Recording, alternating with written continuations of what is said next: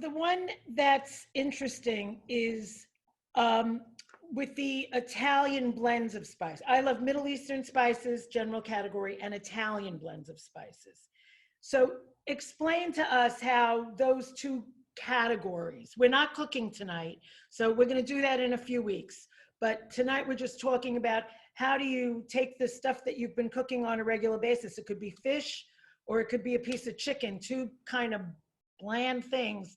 And how do I make them like really jazz it up for Shabbos tomorrow night or jazz it up for next Tuesday because it's Tuesday and I'm still going to be home?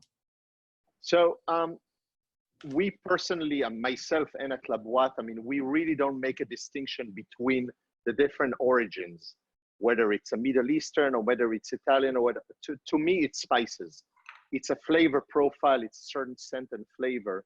And even if, you know, a lot of time when you talk about an ethnicity, some people have an idea of what that ethnic food is. So we try to break those barriers and saying, you know, if you want to make your famous roast chicken or broiled salmon, for most people at first to say, how about you use curry? They said, well, I'm not a big fan of Indian food. However, if you call it a blend of turmeric, clove, and cumin, all of a sudden, it sounds completely different. So we name our blends, or the blends that we suggest that people do, it's just a blend of spices with a particular flavor profile.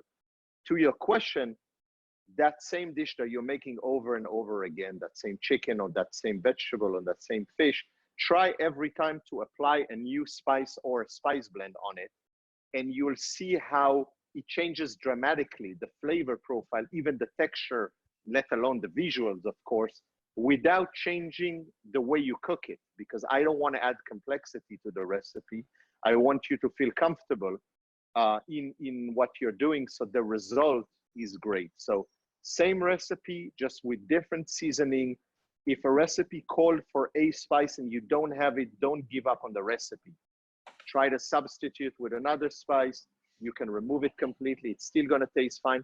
As long as you season your food properly, then chances are that it's going to be just delicious and exciting. And it's going to take that same old salad or chicken or pasta or rice, and it's going to take them to a different level.